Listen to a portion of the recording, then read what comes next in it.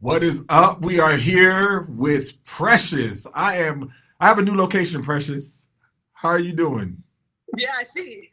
You look official. You look real official over there. Yeah, I know. I'm trying to, I step up my game. So I'm just this is a prop. I just want you guys all to know that this is a prop because I'm not even plugged into this phone to this microphone. I just want you because people believe you more, when you have something like this and you got the official gear and setup. So that's kind of why I have You're this in right. the shot. Yeah, it looks official because I'm like, you in a radio station? Like, I'm just outside my house because I got kids and Yeah, am I? Is it? The stuff. question is it more believable? Yeah, I guess so. It looked like you're really talking into it, so I think it kind of makes you like you in some type of studio somewhere. Yeah, Yeah, I am. it's pretty I'm dope. no, I'm in a live studio, so I'm Oh, in are a you? live studio. However, me being in a live studio, I'm not using this microphone. I just want you guys to know this microphone is not plugged up to anything. But even in my Okay, brain, if you notice, I'm leaning into it, but it's not plugged up to my computer. It's like I'm using the audio on my computer. So I mean, I'm just letting you guys know that I'm faking right now. I'm faking because that's so funny. this looks better. It looks better because I felt like without this look, it's just like I'm just in a dark room, like I'm in like space. What do This I look this makes it like? Oh, look well, yeah, better. that's the thing because you're in a dark room. Yeah, this makes it look better. So this is props. This is what they call props that we have. Now when I came in here, I was gonna plug it actually in, but is this more believable? So, but I am here, Precious. I don't want to take up all your time with my props. Because I don't want to get right to it because this is a woman that I love and respect. Precious, she's been a Titus 2 woman at Blueprint Church for so long, and I just really wanted you guys to hear from her. She is multifaceted, multi like gifted, multi in so many different ways. Love her opinion, love her. And so I'm just really want to get in time. And so today I'm going to limit you, Precious, because I know you can talk about anything, so many Okay. things. I'm going to get us to focus in on kind Oh of the God. mental health of this thing, you know. Okay, gotcha. And so the mental health of this, and just because this is chaotic for everybody, right? We're going through so much that's taking place. And, we spend times, and we got the feelings Friday. I bring Chip Dodd on the thoughtful Thursdays and all that, But I wanted to get everyone a different perspective, just another perspective to come. And so that's really what we want to talk about as someone who is shepherding women, as someone who is involved, who is impacted, someone who hasn't stayed silent in this. The during the times I actually do get on Instagram and all that, you are always like blowing up your feed and all that. Like I need some instructions from you on how to stay engaged on social media because I don't even know that. But that's another lesson for another day. So Precious, I got you. I got you. thank you. I I appreciate got it. you. So let's just kind of start off with just kind of how are you? Where are you? Whew. I'm doing well, believe it or not. A friend from mine from Chicago texted me and said, "How y'all doing down in Atlanta?" I said, living the suburban life the best I can. I recognize my privilege. I'm first generation Ghanaian American. Have a master's degree. We live in the suburbs, so my privilege is that we get to shelter our kids. We get to shelter our kids as much as possible. We have conversations with them in intentional ways, but they're still on our timeline, right? We don't live right in the midst of so much of the chaos. So when my husband, Antoine Williams, who's amazing, wants to have deep philosophical conversations with my 13-year-old about Juneteenth and about what's going on, he can have them, right? And we can kind of control that narrative that she gets. And so right now, I've been doing a lot of guarding my space and guarding my intake so that I can deal with what I can deal with when I can deal with it, and then kind of separate when I need to separate. So for the most part, I have my moments. I go in and out because I am an empath, but for the most part, I'm doing pretty well. Okay. Well, Precious, you already hit a trigger word for me. I'm gonna try to stay focused. I'm gonna try to stay disciplined, but like I just like, hey, the bottom line is you use the word you have privilege. All right. Now let's talk about that because this is what everybody want to talk about right now, right? Privilege, and people want to go jump on Lecrae, jump on um Pastor Giglio. People want to jump because we talk about privilege and blessing and all that. So now you didn't already got me off. I want to talk about mental health, but now you mentioned privilege. We're gonna talk about it. But I gotta address this. I gotta address this. Like, you guys, I'm tired. I'm tired. I'm so tired of people saying we need to have honest conversation, honest dialogue, truthful conversation. And as soon as a white evangelical get on and say something that's a little different than what you want to hear, then we're mad at him. Now, what he said was wrong. What is wrong? But we now can't throw a person who is trying and make him a racist. And so I don't like that. I don't like how someone took a misstep in what they said. They shouldn't have said it. And I use the word shouldn't.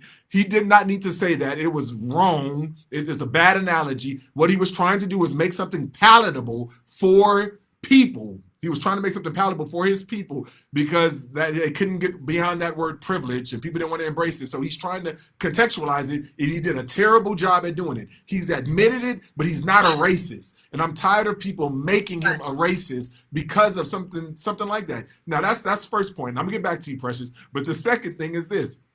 Lecrae, just because, like, people, I get sick and tired of people who try to make like people answer the way that they would answer. Like, first of all, none of you guys are in his position. None of you guys are in Lecrae's position. None of you guys. And so to try to make him seem like he was complicit because of something he did not even say, and he was supposed to do whatever you like. People, I'm tired of you asking people like me, people like him, to perform. If you use your platform, use what you have to get into the game. Stop talking down on other people. So, like, get off Lecrae, like, and also get off of Giglio. And just like, I'm tired of you guys. And so deal with my mental health.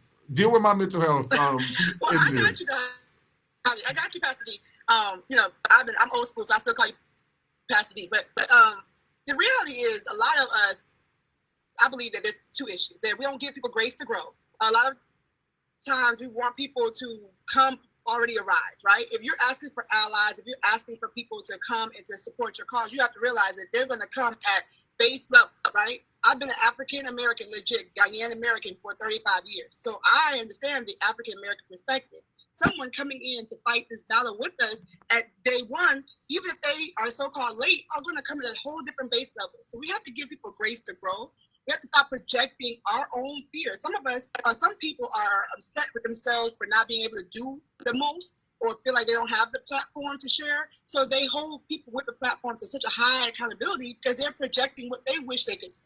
However, that's not your platform. That's that person's platform. You have to give that person opportunity to share from their passion level. Right. So I'm not trying to, because with great accountability, there is accountability, and it's a difference between accountability and responsibility, and versus, like, again, that goes back to this whole cancel culture and all these things that people are saying. I'm just like all of, like, it's just so foolish, and I haven't even all the comments and all the things, and so, like, I'm coming to Lecrae's back. You guys get off Lecrae. He did nothing wrong, not even a little bit, like not even a smidgen. That's how you know I have a 6-week-old, so I don't even know what happened with Giglio and Lecrae, but I will say this, as a millennial, you're not a millennial, you're a little bit, you're an Xer like my husband. Y'all can't be in the comments now. That's the rule number one on social media. It all dies away. People have a 24 to 48-hour memory on social media. What you see happening and playing out right now on social media is what probably happened in the 50s and 60s at the church picnics or in people's living room, except they don't have the platform to complain. We have that group think and we complain together. It's social media. In 48 hours, they'll be complaining about somebody else. So you got to stay out the comments. But Precious, tell me this, though. Tell me this. All right, I get that. I get stay out the comments. But tell me this, because I didn't stay outside. I didn't stay out this comment. But tell me this, though. How in the world can we say we need to have these hard conversations? And we always talk about white fragility. We always talk about these things. But then we like seem like if someone like don't say something, if we say something wrong, then we cancel people, all these things. And the we as a collective, this whole cancel culture, the collective we. I'm not talking about white, black, I'm talking about the collective. Like we can't, like it seems like this whole thing is fragile. Like I can't be honest. So like if we're gonna have a hard conversation, it's hard to have a hard conversation and also be politically correct. Like we either got to have a hard conversation or we need to be politically correct. So which one is it? And we just need to like be real about kind of where we are. And again, I'm not saying like ultimately what I'm saying is that there may be hurtful stuff or there may be stuff that you disagree with, but if you disagree with me doesn't make it seem like I'm a racist just because of that. And I just think that that's wrong for some of the people going out and saying that he's a racist versus just simply saying, hey, Louis, that issue, what you said was wrong. And then we can have a conversation. But when every time something is said that the character of the individual is attacked, that's wrong. That's wrong. And I'm just gonna stand up for what's right and what's wrong. Yeah, I feel you on that. The issue with hard conversations is gonna be hard on both sides, right? It's gonna be hard for us to listen, but it's also gonna be hard on the part of the person who's in the majority seat to say it. You're gonna put yourself in tough situation. You're going to be called a racist. You could probably say, I love black people. What you mean by that? You mean you love black people less or more? People are going to be critical on you, but when you are going with your passion, I was talking to somebody about this yesterday, when you're passionate about something and you're willing to, like you said, Dhati, endure the pain for something greater than the pain, you're going to have that tough conversation and know, just go in. So my white brothers and sisters, just go in knowing that someone is going to say something that you said was wrong. Yeah. So that's where the tough skin has to come in there. Don't read the comments. Know for yourself that your heart is in the right place. Open up. When you hear someone say something you said sounded racist, take it in. I'm telling you, being called a racist is not as traumatizing as facing racism every day for however many years you've been on this earth. So take that, soak it in, feel the pain, and say, wow, this is how my brother feels 10 times 10 every day. My brother in Christ, who's African American, feels times 10 every day when he walks out. But but we do need to nuance it though. Times 20 when he gets stopped by the police. Yeah, no, and I agree. But what I'm trying not to do is I'm not trying to compare the two. The bottom line is my message to my white brothers and sisters that these conversations are hard. You got to stay in it. Right. They're important. You got to stay in it, and like you got to endure. This is hard. It's hard stuff, but you got to endure. Right. But my conversation to black people as well, or minorities, people of color, like listen. It's real easy to throw the white fragility comment on people. Like, let's not be fragile on the other side. Right. Like, we've been having these conversations. We've been disagreeing with each other. We've been talking like, there's not one black cultural stance on this. We all have different. So let's stop and let's stop always throwing out Let's stop name calling after every single comment. Like because if every single person, even people who are trying, if we're automatically throwing the racist tag on everyone, people are going to stop listening. Because everybody can't be a racist, right? Like them individually, they can't be a racist if they say something that doesn't line up with what we're saying. So all I'm saying is let's be real about and let's be honest with what we're saying. But like I just had to talk about. We're off now. Now we got us on this subject, and so I think that we're on because it's happening. It's about mental health. Really, what's happening is that people are not processing their own pain prior to having these conversations. When you have pain, you have to process your pain. You can't come to a hard conversation and have not processed your pain prior to having a conversation because all you're going to do is lash out on that person. So in marriage, right, when you have a situation with your spouse, how much better does the conversation go if you've already processed, this is how I feel, okay, precious, this is what you're going to say. When you get home, you're going to talk to him about this, and the conversation is going to go way better than if you address it right in the heat of the moment. I think that's what's going on right now. People are processing things straight up on public. Well, platform. Yes. Like they haven't thought about it. They're just responding out of their pain. And I 100% agree. People are processing their pain. They're not processing their pain, and they're just lashing out on other people. Mm-hmm. And there's a lack of sometimes publicly a lack of accountability, especially when we're just throwing. So we just need to be accountable. All across the board, everyone, right. We need to be a level of accountability. But we want to know, what do you guys think? Like, again, Precious can go anywhere. That's why I don't feel bad about moving off going off and doing, because I know like she is multifaceted. She can do, she's ready to answer anything. She could probably answer questions about going to the moon. Like the next person who's going to the moon, any of that. Like, so I'm just letting you guys know is that you got straight up wisdom. Hey, we got straight up wisdom on the call. So like, put your comments. What are your comments? What are your questions? We want to talk about it. Like I want you guys to have access to someone that I've had access to and just bring it to. So let's see what people are saying. Angie's on. What's up, Angie? Sweetheart, love you. Michael, Kamira's on. Antoine is there supporting you. She says you are amazing, right? Multi-fabulous, he says. Like, and so yes. So yeah, people are commenting on. There's a delay on my end, Dhati. I'm not cutting you off. There's a delay on my end, so I'm not cutting you off. It's just I might talk about it. Yeah, you're chopping up a little bit, but I'm blaming it on your Clarkston or your Tucker, whatever, your internet system over there. No, you blame it on me having a newborn and being outside. Yes. I'm about to turn my camera off. Dylan Allen says that she is also a Ghanaian, right? So you got some people, some other Ghanaians on here saying, what's up? So Shiraz is on here. What's up, Shiraz? Deanna's on here. What's up? Jennifer. Yes, agree with me, Jennifer. It's always good to agree with me.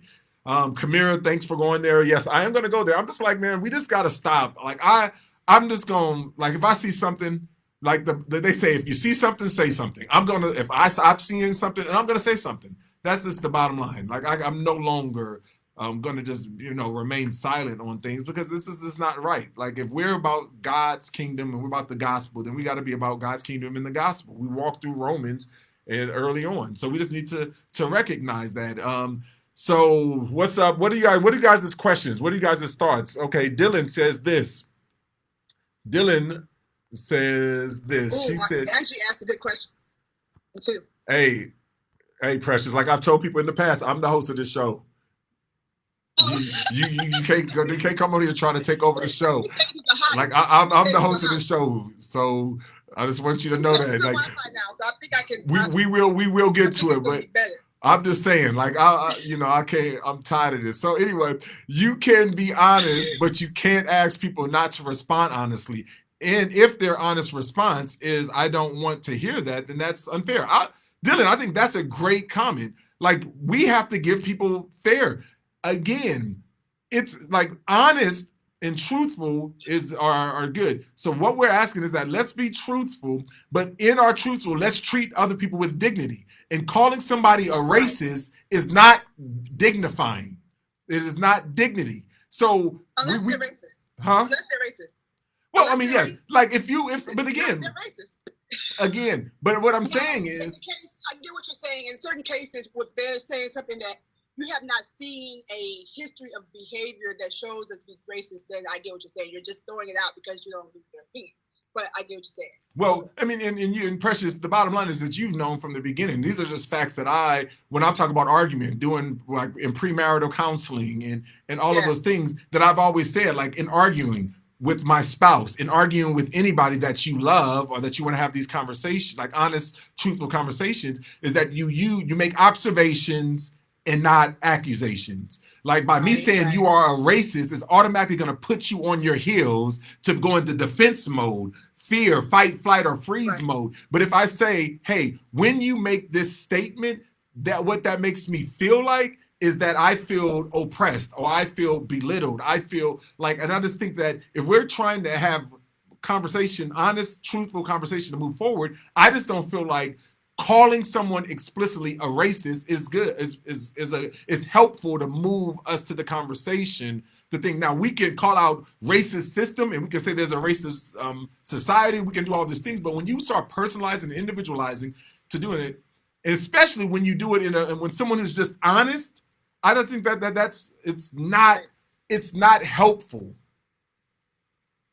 I think the issue is we're talking about interpersonal relationships and then public forums, right? So you're going to have people, like what you're saying is so true. And now that the shoe is on the other foot and I do premarital counseling, we tell them the same thing. No name calling. Talk about what you feel, not labeling that person. But everybody on the comment section on Facebook and Instagram is not equipped with that level of communication, right? And so we can hold each other accountable, but when we talk about mental health, in order for you to sustain your mental health, Dhati, as a strong leader in our society, like, you're going to have to realize that there are going to be some crazy people on the internet. Like, there are going to be people who are going to go there, and on an interpersonal level, yeah, you're going to tell people, hold them accountable to not having the name calling, but on the internet, it's going to happen. It's going to happen. Half of those people are probably trolls. You know what I'm saying? It's going to happen. And I agree. It's going to happen, but the reason why I'm on Facebook Live, the reason why I'm bringing people like you on a consistent basis is for us to equip the saints for the work of ministry. And so for us to equip the saints for the work of ministry, I just want us, it's one thing to recognize something, and it's another thing to say that that's wrong. Especially for us as a believer, It's wrong for us to do that. And it's just not helpful, especially with people who are trying to have the conversation. He was trying to have the conversation, and he stumbled. He said what he said was wrong. But now to throw him in that category is just unfair. It's not right. And I don't believe it. So we just need to not be fragile all across the board in this. So just like Dylan says, is that we got to speak, to tell the truth, and we got to allow other people to tell the truth. Now, if someone calls you a racist, it doesn't mean stop and leave. But just understand that, stay in the fight, stay engaged, because this stuff is so important. It's too important. So we got to be able to respond. And this is why oftentimes when you would go like in Kings and Martin Luther King and during that period, they would go before the Lord and they would say that this is supernatural, God. I need the Spirit of God to help me to be engaged. They would pray, they would preach, and then they would give instructions about how to go, because they knew that even though that they were going to come with a certain strategy, that it was going to be, they were going to be lashed out in. But they had to be prepared in that. And so I just think that is really, really critical. So Jennifer says, this was great. We have to be honest. Amen. And Angie says, Precious, what are now we can get to the questions, Precious. You see how that works? As the host of the show, we are now to the question that you said was a good question by my wife. Have me on more often, so now I got it. Yes. What are some of your parents' thoughts about all that's happening in the USA? That's a good question. Thank you, Angie. Thank you, Pastor D. Great posting. Awesome. What I say, my mom and dad are here currently because I have a 6-week-old, so they're here helping me. And my dad and I had a good conversation about it. The reality is, my parents have been in this country longer than I've been alive. So they really do identify with the plight of Black Americans. That changes every day. Some people want to be called Black, some people want to be called African American. But with Blacks in America, they really relate to the plight. When I say African American, when I say Black Lives Matter, it runs deep for us because my dad grew up miles away from the slave castles in Cape Coast, Ghana. So it's like a real reality, slavery and colonialism, all that. And my dad basically, on his end, he's kind of jaded. He feels like as African Americans or as Black Americans, we have to just deal with our generational wealth, breaking the curses and building our community up in order to see change, because he feels like it's really difficult to do that micro change from person to person to person.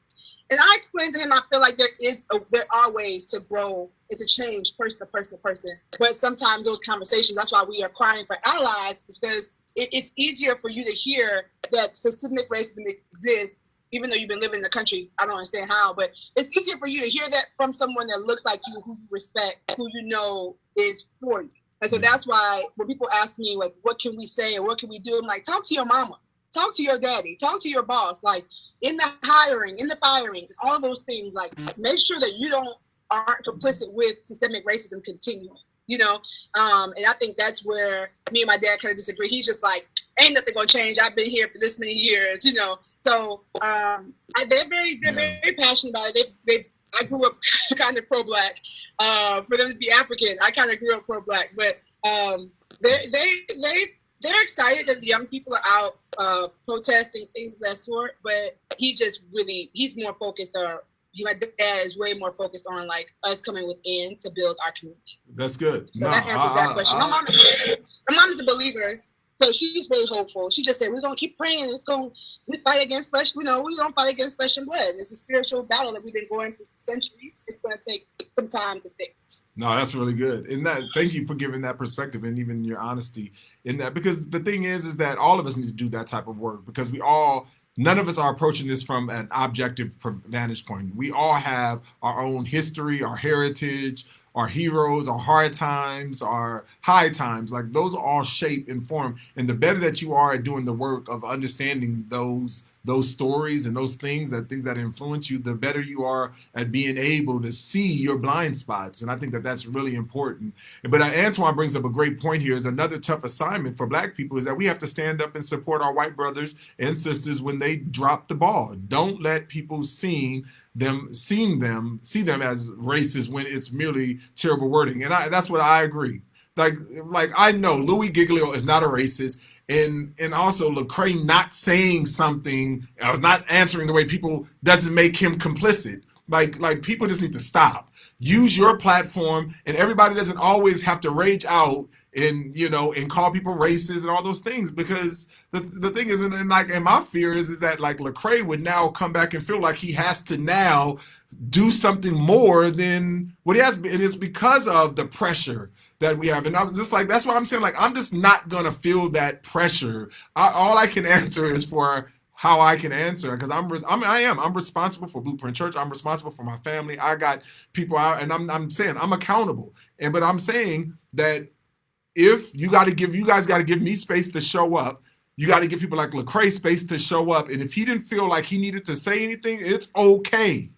It's okay. And then right. And he'll learn from that, whether next time, whether he decides to show up or not. But I don't want to ever make him feel like he needs to perform so that he can please a base. And I think that's politics. That's what politics are. In the body of Christ, we don't need to bring in these types of politics. And so Precious, what do you think about what Antoine was saying? Not only do we have to educate, our white brothers and sisters, but we also need to come, when they out there standing, we got to come to their defense and support them, especially if they are wrongly tagged. Right.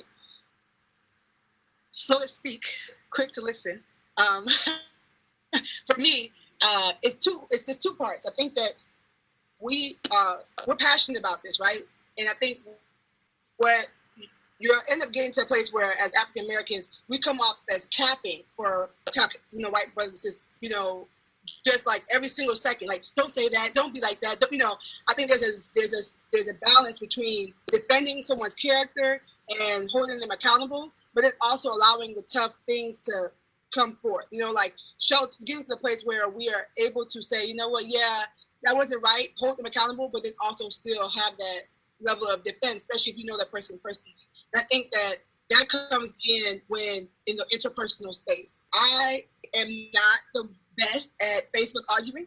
My husband has a PhD in Facebook arguing, and I don't do it. Like that comment section, I can't be going back and forth with you about whether he's a racist or not. If you haven't figured that out, but on the interpersonal level, if you're talking to someone and they say, hey, did you hear what Giglio said or whatever? I haven't heard.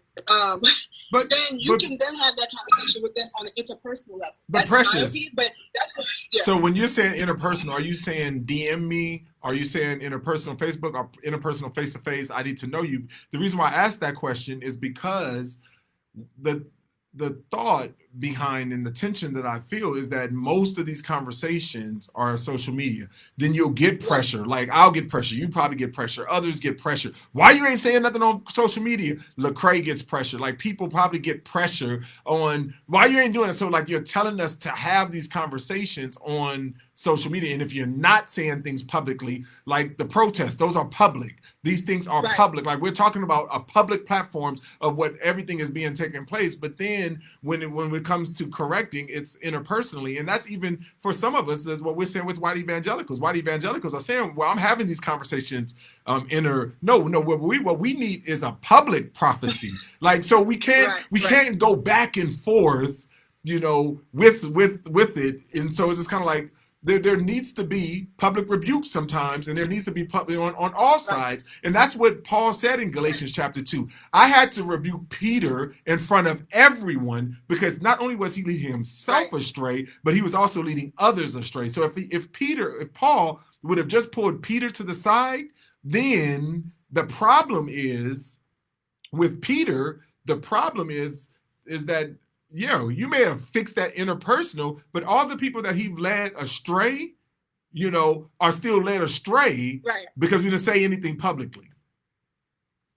Right. I like what you're doing right now. So what you're doing right now, you're using your platform to speak up on something that you noticed. You noticed that people are calling somebody a racist for just stating their opinion, even if their opinion was ill expressed, right? But my point is, when you get to the place where there are multitudes of people and multitudes of voices expressing something, then you have, for your mental health, you have to decide, you have to pick your battles and say, you know what, I have to say with my piece and then move on, because otherwise your passion gets skewed. Now, instead of talking about the problem, you are addressing the way people are addressing the problem.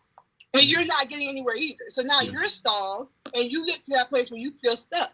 So that's what I'm saying. I tell my husband too, like, get off of now the conversation is no longer on the post. Yeah. It's on the 4th and 5th level down of the comments in the post. So that's just say your piece. Like, this is how after today, you should probably just, in my opinion, you have said your piece and then go back to what you're passionate about and continue to use your platform to express your passion and not get distracted by the way people are responding to the mission. That's why I love you, Precious, because that was a very gentle rebuke and a great redirection of the conversation. I was saying, like, let's get out of the weeds of this conversation. And I was saying, I do want to answer one more question about this, because it was asked. It was asked. Kamira asked the question, can you elaborate more on why Louis was wrong? And let me just say this. For those of you who didn't hear it, I'm going to oversimplify it. Basically, the oversimplification is this: he was trying to explain what white privilege is. You guys like how I'm leaning into this mic, even though this mic is fake. But like, Louis basically was trying to explain about white privilege and how he's had so much pushback on white privilege. So what happened was he went into this thing talking about privilege, and then, long story short, he just talked about it has become like, it is, can we use this idea of blessing? And he was just like, instead of using white privilege, can we say white blessing? And because he used, which is a wrong, and he came back and said it is a wrong choice of word. He apologized, because white blessing connotates a whole bunch of things, especially on how you did your blessing. And so there's so much wrong with his comment, so much wrong. So people got on him. And I think that we need to say something about that, right? I have no problem with addressing the wrong in that statement. I have no problem with that. Address the wrong, but you don't have to now attack his character and basically say he's a racist. Right. I think that's a completely different thing that we gotta understand. And then secondarily, we got now, because Lecrae is in this situation. And and I don't know Lecrae. I'm not going to speak for Lecrae, but as someone who has been in this position on panels like this, and this feeling like, even though we always say I'm not speaking on behalf of all black people, but I'm speaking on behalf of all black people. That's the problem that we have, and so there's a fear that goes on inside of our minds. But at the same time, we're not always going to be trying to be the angry black man every time that someone says something wrong. So it's just kind of like you're in this constant state. And so the problem is that I want to give people like Lecrae the freedom to not perform. And just like Deanna says on the chat, the bottom line is that he felt the best to have a private, to address it privately, not publicly, to address it privately and to talk about it. And that's what he did. Now, just like I said before, there's a biblical argument of saying, no, he was on camera and he is affecting thousands of people, so he needed to say it. There is that. But what we need to just stop doing is stop shaming the people. And there's nothing wrong with what Lecrae did. And there's, honestly, I would say that I'm thankful that I get a chance to see Giglio's passion for it and even his misstep. My fear is that this will cause him to go into a shell and he will no longer try to have these conversations because he took this misstep and everyone has now called him a racist. Right. The issue is that if that happens, then we have to pray for any brother and sister, because we don't get to go in our shell and not be black enough. Right. You know what I'm saying? So you got to come on out of this and realize that this is the first time I'm hearing that. Realize that, yes, maybe you're not racist, but that statement represents systemic racism to the core, because to the core and within the church, because for years, just centuries, we have painted people with less melanin as favored by God. So you thinking you're just renaming something, you got a revelation that is a white blessing. Sir, that's not a revelation. That is what it has been pictured as. You know, someone was saying, my husband was telling me a story. I'm not going to go into it. But the fact that, like, melanated people were the first people. And Jesus was probably very melanated. However, every movie we see him in, he lacks melanin. So the white blessing thing, that's not new. That's the core. That's what and that's got slaves. Telling them that white people were privileged, And Precious, you're right on. I'm not in any regards trying to defend what he said, and I agree with you. It is the very core of it, and so right. There's no disagreement on any of that. I'm 100% with right. you on all of that. I guess what I'm trying to get at is more of the argument. I'm talking about the argument of it and calling it out and all that. So yes, I think we're on one accord, and I agree with you. So we don't need to argue that point because I'm 100%, and it is at the core of what it is. And oftentimes the inability to see that is it. And we could have a whole segment on why that statement was wrong, and it is wrong. Period. Right. But again. Right. But it's sometimes you got to give people, like, in order to stay engaged, and just like I said before, the bottom line is, Louis, and if you don't, I know you don't listen to this, stay engaged. Like, even if you keep right. offending people, stay engaged, because I'd rather you stay engaged and offend people with your honest trying to search for it than not to stay engaged. Lecrae, again, right. I don't know, stay engaged. Because I'd rather you right.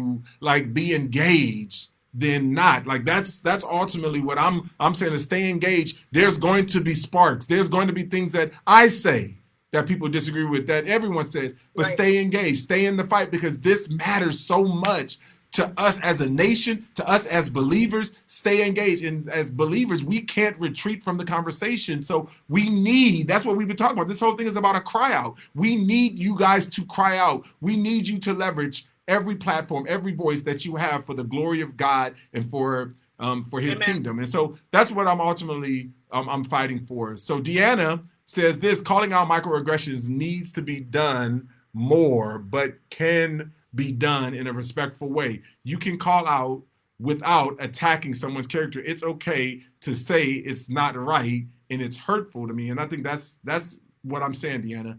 That's exactly what I'm saying. Yeah. Like, we don't need to be trying to harm people. Everybody's image bearers, created in the Imago Dei. And so the bottom line is that we need to treat people with that same passion, compassion, and desire that we want to be treated with. Antoine, your husband, says this: Bernice King was also supposed to be on the panel as well, but she didn't make it, leaving Lecrae to fend for himself as the sole representative of current Black America. Tough place to be in. Yeah, I mean, there's so many factors that no one knows about this, and the bottom line is that, like, we are going to represent the best way that we can represent. And if you have a problem with what I say, if you have a problem, like, literally, we're all big enough to talk about this. Let's talk about it, and let's just continue to have conversations. So we all need to have space, but let's not attack one another's character. That's my point. Right. I think the biggest thing also is that in this time, we can go into, like, people who have platforms, singers, rappers becoming like all of a sudden have this expert status. But the reality is, all of us are lay people. You know what I'm saying? Like, Dhati, just because you're a pastor does not mean now you're automatically you're the expert in situations. I'm the expert in everything, Precious. Oh, okay, right, okay. I'm just kidding. So just because I'm a speaker doesn't mean that, and I'm a Christian doesn't mean that I'm an expert in theology. And so I think what we have to do is give people grace to grow. People have to be given grace and let them know that, like, I'm not Jesus. I'm just a person who is trying to be an image bearer of Jesus, and I'm going to make mistakes. So yeah, I completely agree. But the issue is people don't give others grace because they don't give themselves grace, and we're struggling. And I think what Loretta said is good, great perspective. And I would think that this is a very helpful statement that she said, and could be said in these words. She says this, Loretta says, it was terrible wording, but also a concerning statement. Would we ever say the blessing of your rape, right, to a rape victim? Never. The sentence sounds wild. My concern is why the sentence didn't sound wild. However, I think he meant well. I don't believe he's a racist. I think he just has more learning to do than he thought he did. We can all be in that situation. Lecrae nodding in awe really confused me. I don't understand why he did that. I know it's hard to act in the moment, but I really don't understand all that. But let grace abound. And I think I think it's in there. What I'm saying about like what you just said, Loretta, was spot on. Thank you for saying that, because that's the way white people need to see racism. The same way that we see rape, the same way we see these, like, racism is terrible. But but also you guys got to understand that if we're going to say that racism is the same as rape, then we need to be very, we got to be slow to call people racist. So the same way, because there's so many people who have been falsely accused of rape because we were just throwing it out there. So we just need to understand that there's that weight of racism it has that same weight as rape. But we got to also be there's a stewardship on both levels, that as soon as you're calling someone, then of course, that if I'm being compared to a rapist, if you're calling me a racist, and if I'm leveling on the same level, and if I'm quick to be that a misstep in a word or a misstep in a phrase, or even that is at the core of it, that I'm automatically called that, then man, like, we're not creating safe environments. So I'm just saying, like, we gotta take that on both sides. That's a good point, Dhati. I never thought about it like that. I mean, I've only called one person a racist, I think, in the past year or more, and that's the president. But we're going to that. But the reality is, we're dealing with the system. Like my dad was saying, there is a system here right now. The individual, someone was saying, cherry picking. Oh, Dr. Anita Phillips, a video that you guys have to find on internet, on the Instagram at Dr. Anita Phillips, was saying trying to cherry pick and find every racist. Let's go find all the racists and corral them up is a fool's mission. Right now, we're dealing with the psychology of racism. We're dealing with the system of racism. Me calling one individual a racist, it can be beneficial, but the reality is right now the psychology of it all is a dehumanizing system that has taken root. It has a deep memory in our society. How do we process that pain? And I honestly think what you're saying, kind of like rape culture. What you're saying about systemic racism, I think is spot on.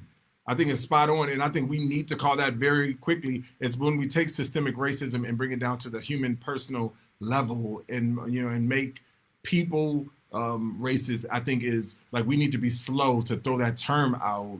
Especially if we're asking them to be honest in our conversation. So I just think that that's really important. Loretta says this, Dhati, I have a neighbor who goes to a predominantly white Baptist church, and they're interested in an honest but safe space to discuss some things with black believers. Can you / someone help me get some people to make this happen? Well, Pastor Corwin we're creating a way that we're going to have some honest conversations prior to our Sunday gatherings. So be on the lookout for that, Loretta. But if you have something specific, I would just email Corwin, CORWIN at blueprintchurch.org. Email him and send that email, and then they'll be able to get those people connected. Antoine, how do we process? By the way, Precious, Sade says hello. I think you just liked it.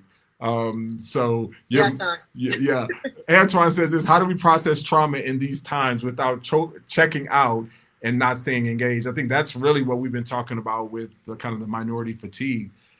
So we hit that this past Sunday. I think that is important. But Precious, I'd love to hear your perspective. How do you continue to process this without checking out and not staying engaged? That's a really good question. I saw a post that said there are two ways to look at social media. I want to stay involved because I want to know what's happening. I can't deal with this. This is stressing me out, right? You're either, then there's it's a Venn diagram, and then there's somewhere in the middle. I think the biggest thing to do is constantly be in a place of self-reflection. self-awareness. Where am I at right now? So intake when you can intake, and then retreat when you can retreat, and then ask yourself, am I in a good place to come back in?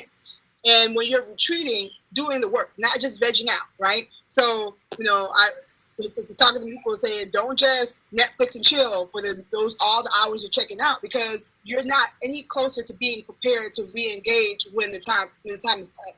Actually doing the work, talking to people, valuable people in your life, like from us, Chad and Tina, like talking to people on the other side of seemingly on the other side, but people of other races are doing the work that you're doing on social media or whatever platform you're using in an interpersonal way to give you hope, renew your hope. I get so much life when I talk to people that I know. My husband tells me to talk slower. I'm West African. English is my second language, so I'm going to work on that. But I get so much hope when I speak to people like Chad and Tina and feel like, okay, we're making progress. When I had sisters in my DNA group that send me their Instagram posts or their Facebook posts for me to proofread it, because they want to make sure they're saying the right thing. Like, that gives me hope that they care enough to come to me to help them be an ally. So when you're checking out, when you separate, make sure you're still having engaging, life-giving interactions. That's good. You got to have a place to take your pain to, and process. And that's what you're saying, processing. Yeah. We got to process the pain before we go into it. And I think that's spot on. Thank you, Precious, for saying that. Deanna says this, Precious, for those who don't have the resources or means outside of social media to process their trauma, what are some other things they can do? What are some other ways they can process things with our children? So, like, you just mentioned some. Are there any other things or any other ways to process trauma? I think you just hit that answer. I think you just answered that. Is there anything additional that you would add to that? Because there's other people comments. Absolutely. Real quick, I'm all about wellness, health, and I'm a counselor by trade. So some of the just regular coping strategies, fitness, getting outside of your house, walking. I know we're in a global pandemic, but doing things that you enjoy to do during this time in a safe way is very important with your kids. Making them go outside, making them get off the internet and off TV. Things like that are ways that you can begin to cope and process what you're going through, writing, journaling, taking a bath, things of that sort that seem simple are ways to process. And then if you don't have the means for a counselor or anything like that sort, there are like apps, and I can put that in the comments, but there are apps. If you just Google, there's an app for Black women specifically that will help you connect to a counselor that's virtual at a sliding scale. So if you Google that, something like that, you'll find that app. But there are a lot of different things that are simple ways to unplug but still bring life to where you can have a clearer mind or clearer head when you do re-engage. That's good. And then also, those are great questions, great answers. And also, she didn't mention it in there, but I'll go ahead and plug, shameless plug. Definitely pray. But I was going to say Known 360. We do Known 360 every semester here at Blueprint Church, and it's a way to process. So Known 360 is a way to get in to that. We're going to be doing that 3 weekends over the course of a semester, and it's a Friday, Saturday, and we get a chance to process. And so it's a great safe space to do that. Known 360. So you can go sign up for that. You can put that'll be in the chat as well. Jennifer says that harms us all if people who desire to be allies are shamed for their best effort. He has the ear of the people that others may never reach. We can hold one another responsible and educate each other, but act with grace in the way that we all want to receive from others when we step out. And I think that's spot on, Jennifer. And that's just the golden rule. Treat others in the way you want to be treated. So I think that's critical. Antoine says he would love to be involved. So yeah, Antoine, email Corwin, Antoine, about that. Ernesto says this, should Matthew 18:15-19 apply to brothers and sisters in Christ when they post or say stuff in public that is considered sinful? Or how do you approach this biblically? I would just say Matthew 18:15-9, I think it's either or, but it can also be both. And I can see, again, Paul says I had to rebuke him publicly because he led publicly people astray. But I also can say that there's nothing wrong with you going in and telling someone, hey, like that was wrong. Are you willing to go publicly and address that? And when they say no, then you can go back and publicly address it, you know. And so there's lots of different ways, and I don't think it's one prescribed way that you can do it. So I think there's lots of different ways that you can do it, but I do think Matthew 18 is a format that and is an illustration of what Jesus is ultimately saying, right? And Jesus is ultimately saying in Matthew chapter 18, towards the end, he says, do everything that you can do. I think a lot of times we play literal, like, I got to go first, then I got to go bring another brother or sister together, and then I bring them before the church. But then he says do it 70 times, if it's 70 times 7. So obviously it's not that 3-step thing that he was talking about. That wasn't his point, the 3 steps. His point was do all that you can for the glory of Christ and for the reconciliation of your brother.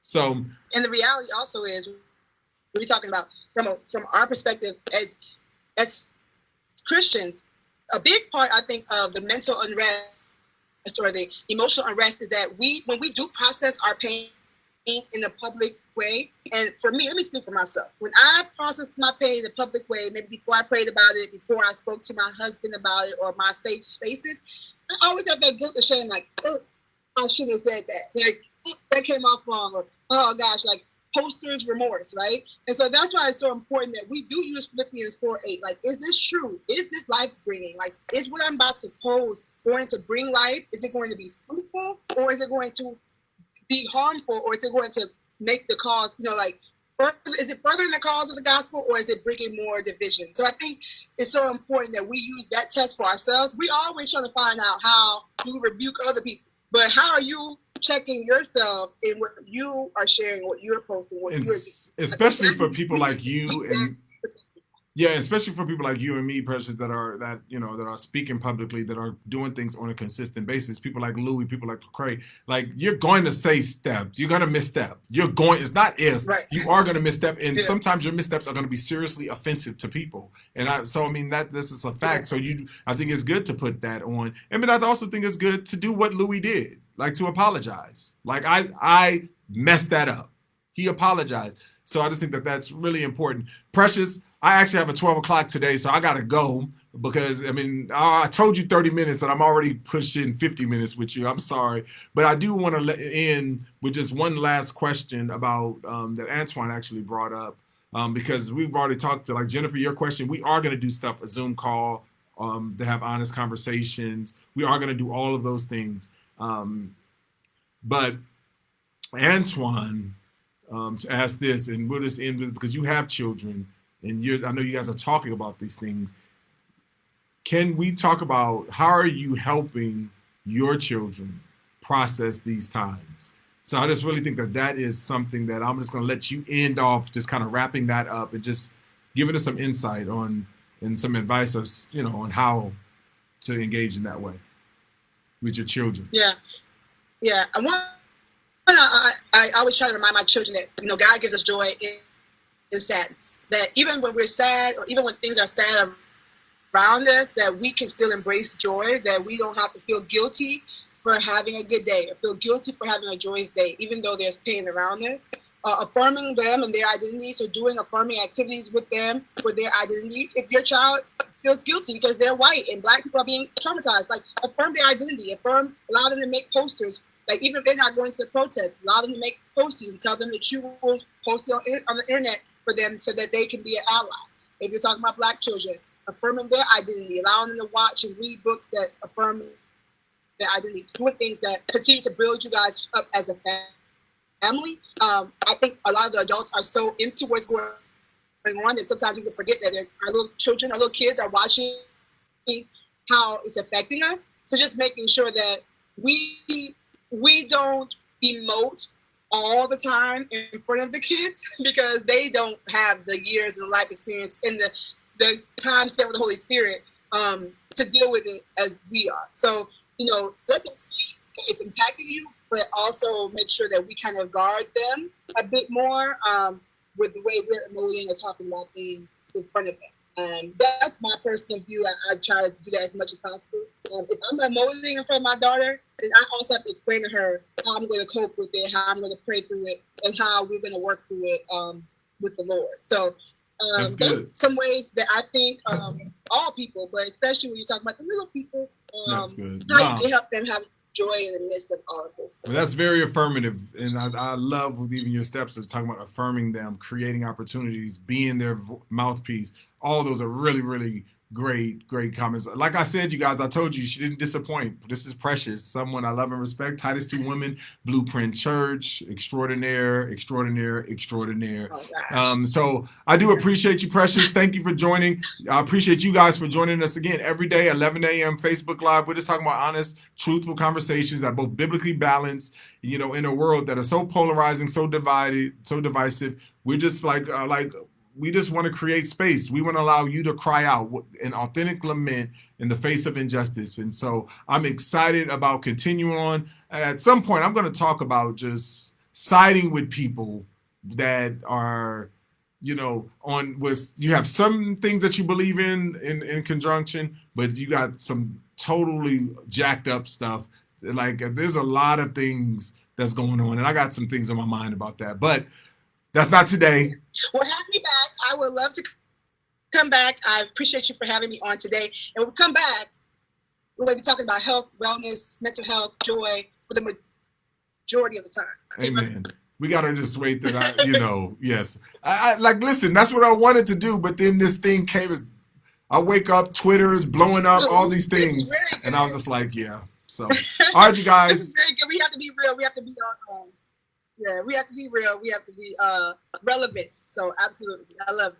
All right. Well, love you, Precious. Love you guys. And we'll see you guys tomorrow. Peace.